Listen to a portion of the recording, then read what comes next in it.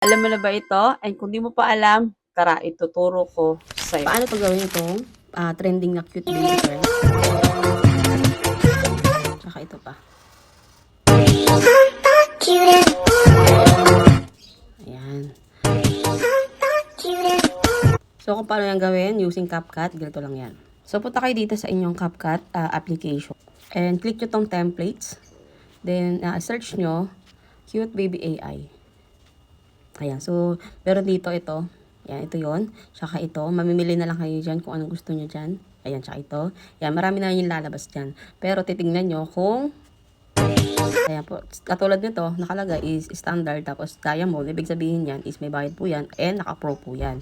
Ang pipiliin natin yung mga free, free use lang na pwede natin gamitin. Ayan, for example, ito, may 5 uses. Ayan, ibig sabihin yan, pwede natin gamitin yan kasi free lang po yan.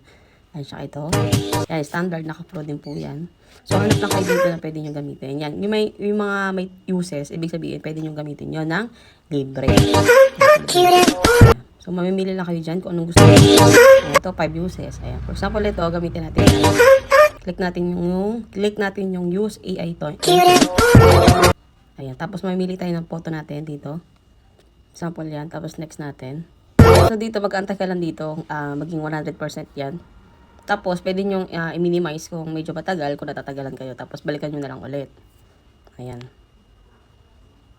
So, minimize natin. Medyo matagal lang ito para pakita ko lang sa inyo kung paano. Ayan. Tapos, dito, makikita nyo yan dito.